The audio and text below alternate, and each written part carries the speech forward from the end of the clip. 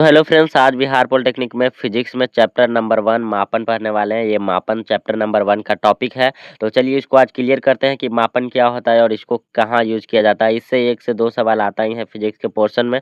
तो चलिए इसको अच्छी तरह से क्लियर करते हैं। सबसे पहले जानना होता है कि मापन क्या होता है। मापन हम उसको कहते हैं जैसे में कि किसी पदार्थ को, किसी वस्तु को, किसी भौतिक राशि को मापने का प्रणाली जो होता है उसी को मापन कहते हैं। जैसे मान लीजिए हम किसी अगर शॉप में जाते हैं तो बोलते हैं ना कि हमको चावल चाहिए, दूध चाहिए। इस तरह से थोड़ी ना बोलते हैं कि हमको 10 केजी चावल चाहिए, 5 लीटर दूध चाहिए। इस तरह से बोलते हैं, उसको मात्रक के रूप में बोलते हैं। मान के चलिए अगर हमको चाहिए चावल तो क्या बोलेंगे कि हमको चावल चाहिए, इस तरीके से बोलेंगे ना 5 केजी चावल चाहिए। तो यही होता है मात्रक, हमारा मापन होता है।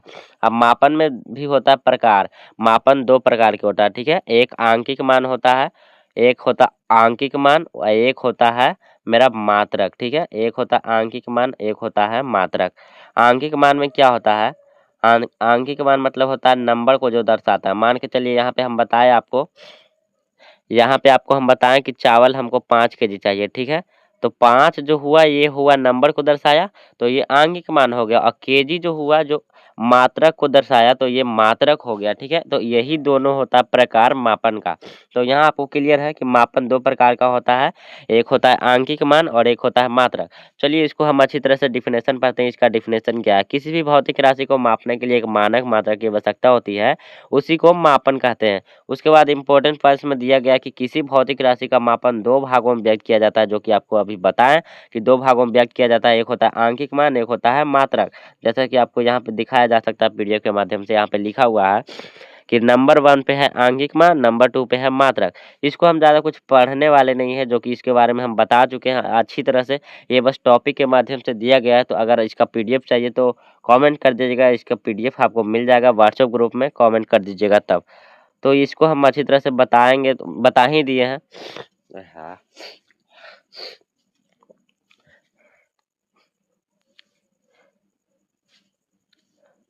तो इसको हम अच्छी तरह से बता ही दिए, तो इसको कोई ज़रूरत नहीं है पढ़ने का, बताने का इसको, क्योंकि बता दिए हैं। अगर इसका पीडीएफ चाहिए तो कमेंट में कमेंट कर दीजिएगा, कमेंट बॉक्स में कि हमको इसका पीडीएफ चाहिए। तो आपको व्हाट्सएप ग्रुप में ज्वाइन किया जाएगा, उससे आपको यहाँ पीडीएफ मिल जाएगा। इसको अच्छी तरह से पढ़ सकते हैं।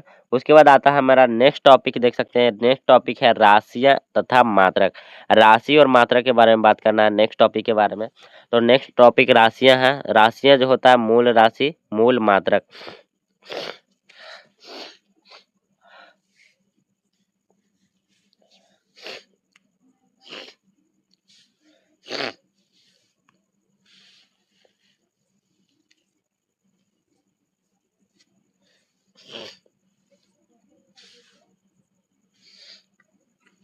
नेक्स्ट टॉपिक हमारा राशियां एवं मात्रक। तो चलिए इसको अच्छी तरह से बताते हैं।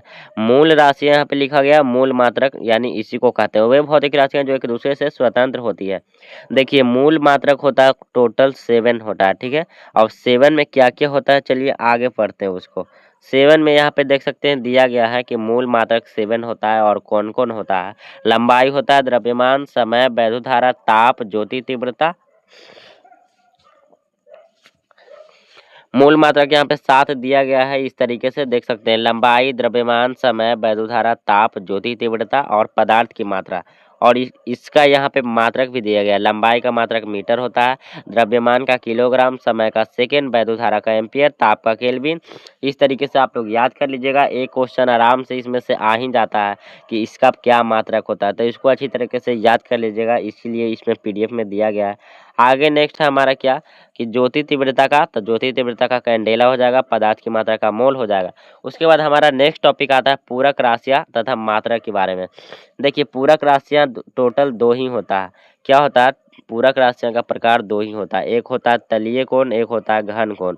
तलीय कोण का मात्रक होता है रेडियन और घन कोण का मात्रक होता है अष्टरेडियन। इसको भी याद कर लीजिएगा आप लोग आराम से, ये क्वेश्चन आ ही सकता है, ज़्यादा संभावना है क्योंकि ये क्वेश्चन आता ही है। ये डायग्राम को एक्सप्लेनेशन करना, तो इसको आप लोग पढ़ लीजिए। ये कोई ज़्यादा इंपॉर्टेंट टॉपिक नहीं है, तो इसको हम बात नहीं करने वाले हैं। उसके बाद है व्युत्पन्न राशियाँ। जैसा कि आपको हम बताएं कि राशियाँ 2 होता है, एक होता है पूरक राशियाँ और एक होता है व्युत्पन्न राशियाँ। पूरक राशियाँ के बारे में बताएं कि पूरक राशियाँ के 2 प्रकार होता है, एक होता है तलीय कोण और एक होता है घन कोण। तलीय कोण का मात्रक होता है रेडियन और उसके बाद घन कोण का मान होता है अष्टरेडियन। यहाँ पे देखिए व्युत्पन्न राशि के बारे में क्या लिखा गया है। वे राशियां जो मूल राशियों की सहायता से प्राप्त होती है, जैसे क्षेत्रफल, आयतन, दाब, चाल, इसका यहाँ पे फॉर्मूला दिया गया तलीय कोण का और घन कोण का, इसको पढ़ के याद कर लीजिएगा, हो सकता है इससे सवाल आ सकता है। उसके बाद आगे टॉपिक हमारा है नेक्स्ट टॉपिक। यहाँ पे देखिए परिभाषा दिया गया है सभी के बारे में। मानक मीटर, प्रकाश वर्ष, यहाँ पे क्या है, इससे एकक ऑब्जेक्टिव आया, इसीलिए यहाँ पे इंपॉर्टेंस पॉइंट के माध्यम से हम आपको दे दिए हैं। तो यहाँ पे हम मानक मीटर, प्रकाश वर्ष, इसको पढ़िए। यहाँ पे मानक मीटर में होता है शुद्ध क्रिप्टन का क्या हो जाएगा, 86 हो जाएगा, क्या हो जाएगा, तो द्रव्यमान हो जाएगा। से निकलने वाले नारंगी लाल रंग के प्रकाश की तरंगदैर्घ्य इतना गुना होता है, इसको याद कर लीजिएगा, इससे सवाल आया, इसीलिए इंपॉर्टेंट पॉइंट्स में आपको दे दिया गया है।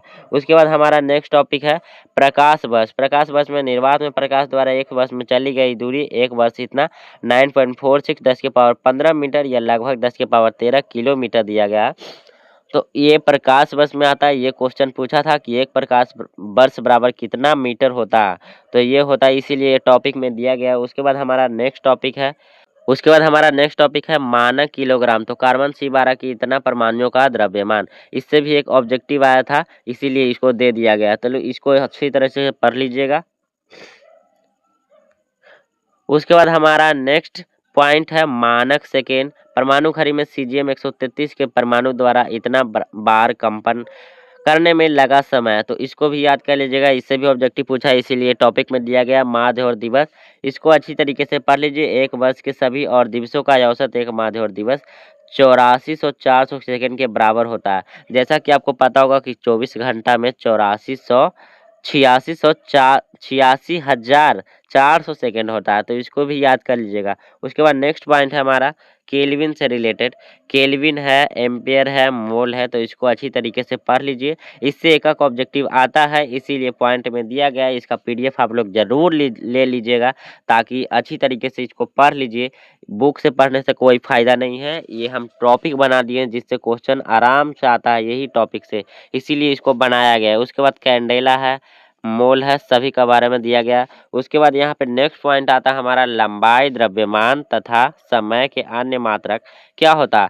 तो यहाँ पे देखिए इंपॉर्टेंट फैक्ट्स के माध्यम से दिया गया है हर एक पॉइंट, जिससे ऑब्जेक्टिव बनता है।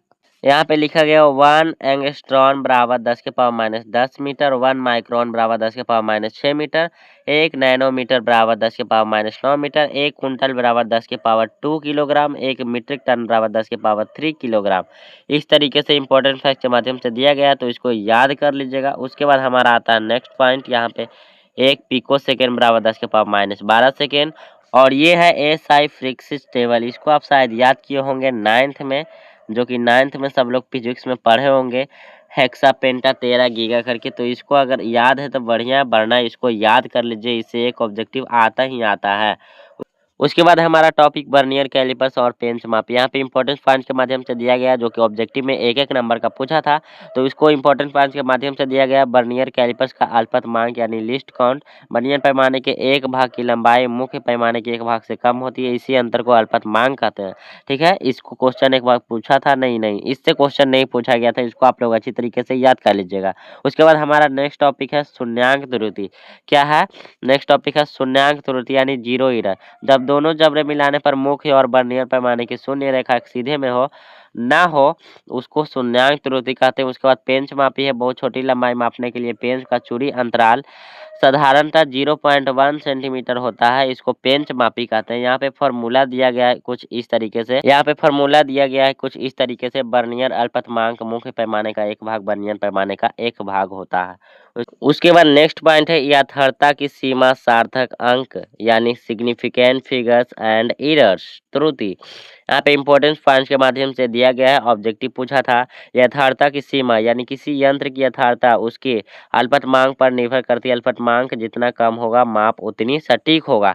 देखिए हम इंपॉर्टेंट पॉइंट के माध्यम से क्यों दिया गया है, क्योंकि इसमें जो पॉलिटेक्निक में होता है वो प्रीवियस ईयर क्वेश्चन ही पूछा जाता है, तो आप लोग यही पढ़ेंगे तो ज़्यादा बेटर रहेगा, इससे ही क्वेश्चन ज़्यादा पूछा जाता है, तो इसी को अच्छी तरीके से कवर कर लीजिएगा। ठीक है, ये नहीं कि आप लोग बार-बार बोल रहे हैं कि इसको कवर कर लीजिए, इसे पूछा गया है, तो इसका मतलब ये नहीं कि नहीं पढ़ना है। ये प्रीवियस ईयर क्वेश्चन है, इसको पूछा गया है और इसी को पूछा जाएगा, तो इसको अच्छी तरीके से कवर कर लीजिए। यहाँ पे सार्थक अंक के नियम दिया गया है कि 10 घाटों का सार्थक अंकों पर कोई प्रभाव नहीं पड़ता है। 2 अशून्य अंकों के बीच सभी शून्य सार्थक होते हैं। दशमलव से पहले अशून्य अंक ना हो तो दशमलव के तुरंत बाद के शून्य सार्थक नहीं होते हैं। जैसे कि 0.024 में 2 अंक है। उसके बाद नेक्स्ट पॉइंट हमारा कि दशमलव से पहले शून्य अंक हो तो दशमलव के बाद शून्य सार्थक होता है। मापों में त्रुटियां ये 3 प्रकार के होता है। कौन-कौन प्रकार होता है यहाँ पे देख लीजिए। यंत्रगत, प्रायोगिक तकनीक में अपूर्णता, तीसरा है व्यक्तिगत त्रुटियां। चलिए नेक्स्ट पॉइंट है परिमाण की कोटि एवं कोटिमान। ये क्या होता है? किसी भी परिमाण का कोटि और कोटिमान निकालने के लिए यहाँ पे बताया गया। मान के चलिए यहाँ पे पृथ्वी की त्रिज्या दिया गया है, तो इसमें कोटि कौन है, कोटिमान कौन है, ये बताना है। तो देखिए ये 10 के पावर 3 हो जाएगा जो कोटि हो जाएगा, और इसके 10 के पावर 3 जो लिखा हुआ है 3, ये हो जाएगा कोटिमान। तो यही पढ़ना था मापन के चैप्टर में। उसके बाद यहाँ से हो जाता है चैप्टर इन, तो आगे पढ़ाएंगे चैप्टर नंबर 2 अगले वीडियो के माध्यम से। तो यहाँ तक ही था चैप्टर नंबर 1 मापन। चलिए नेक्स्ट वीडियो में मिलते हैं। अगर अच्छा लगा हो तो चैनल को सब्सक्राइब करिए, वीडियो को लाइक करिए। बाय बाय, मिलते हैं नेक्स्ट वीडियो में। Thank you for this watching.